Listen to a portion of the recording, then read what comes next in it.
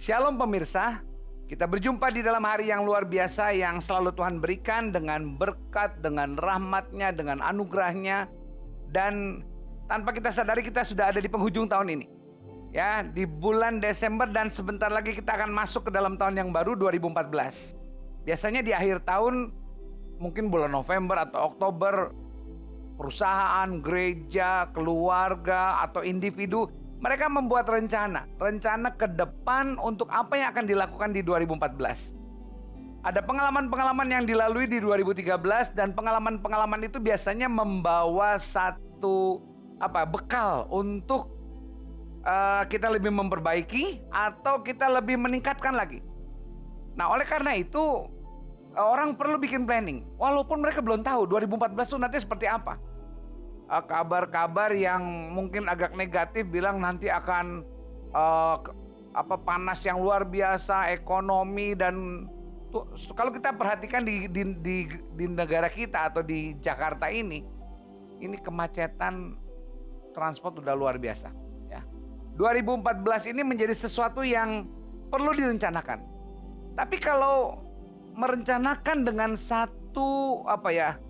dengan satu keinginan aman, nggak ada apa-apa, ya orang tidak akan berani maju. Oleh karena itu perlu satu kata yang ada di dalam diri kita adalah courage, keberanian.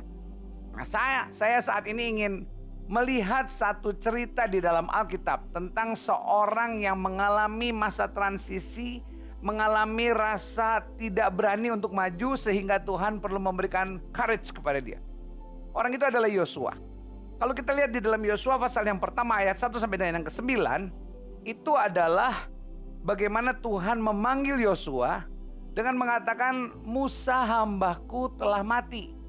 Dan langsung tidak negosiasi lagi, Tuhan langsung bilang engkau akan pimpin bangsa ini masuk ke tanah perjanjian. Dan saat itu saya melihat ya kalau Tuhan memberikan satu tekanan atau courage kepada Yosua, yang saya tahu adalah pasti Tuhan tahu apa yang ada di dalam hati Yosua.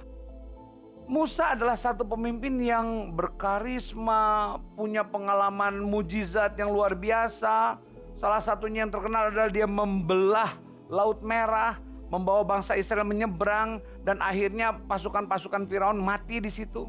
Banyak hal-hal yang terjadi di dalam kepemimpinan Musa. Yosua hanya pengikut. Oleh karena itu Tuhan memberikan courage dan semangat kepada Yosua. Yang saya percaya itu juga dibutuhkan oleh kita. Supaya kita berani maju ke depan. Walaupun belum tahu mau seperti apa, kita sudah bikin planning. Dan Tuhan memberikan kita courage. Karena apa? Kalau kita menjadi orang yang ingin melakukan sesuatu dengan aman, tidak ada apa-apa, nggak perlu courage. Courage hanya dibutuhkan kepada orang-orang yang berani maju membuat satu planning. Nah, di dalam cerita Yosua ini ada kata yang diulang-ulang ya. Di dalam ayat 6 sampai 9, 3 kali kata ini diulang. Dikatakan teguhkan hatimu, jangan takut. Jangan jangan patah hati, jangan tawar hati. Ayo maju. Dan ada 3 hal juga yang Tuhan beritahu kepada Yosua, karena aku yang sudah memilih engkau. Pemirsa, ingat, kita ada saat ini karena Tuhan menciptakan kita di dunia ini, bukan iseng-iseng. Pasti punya tujuan.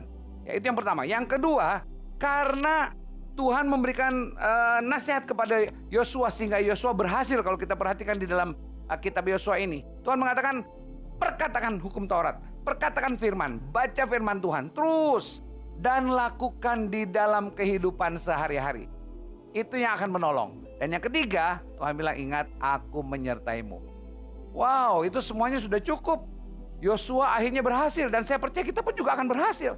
Oleh karena itu ketika kita memasuki tahun yang baru, mari ingat bahwa kita perlu teguh, kuat, bahwa Tuhan yang memilih kita, Tuhan yang mengajar kita untuk kita hidup di dalam firman Tuhan, dan Tuhan menyertai kita. Mari kita sama-sama masuk 2014 dengan kekuatan dari Tuhan. Shalom.